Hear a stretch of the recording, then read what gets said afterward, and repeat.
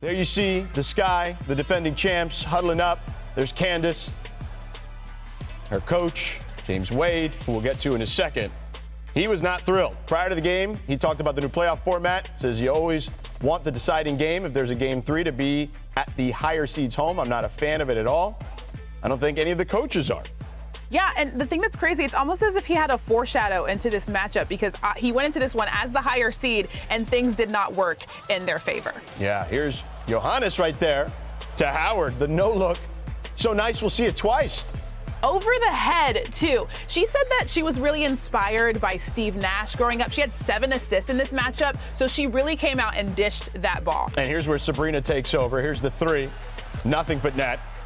I mean, we obviously expected this from Sabrina Ionescu when she went into the league. We haven't really seen it because she's dealt with some injuries throughout her career so far. This is her 3rd season. She's finally hitting her stride. She had over 25-5 last night, which is the first time that they've ever had that in Liberty postseason history, so she absolutely balled. Nails the mid-range there, and the run is on. A 9-0 run for the Liberty. And then, check out Laney with the footwork and the step back. Bam!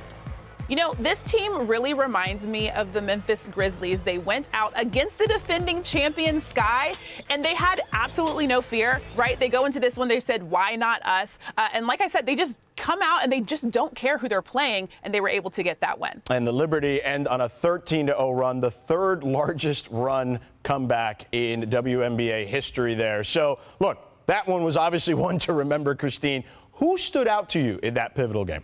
Okay, we didn't see her in the highlight, but Stephanie Dolson absolutely went off for her team. Now, Stephanie Dolson was on the championship Sky team last season, so she went into this matchup, and she said she kind of knew and understood what the Sky were going to give her. But the thing that I liked that she said about going into the postseason as the Liberty is that last season, when she played for the Sky, they didn't have a winning record in the regular season. So as the Liberty went into this postseason, she said that she saw her Sky team do it all last year, and so she knew going into the postseason for her team this year, she could get it done. Now, she held Candace Parker to 4 of 10 shooting. That is the veteran, right? She also made every single uncontested shot that she had. She went 3 for 3 from the 3-point line. So Stephanie Dolson really came out and showed out for the Liberty.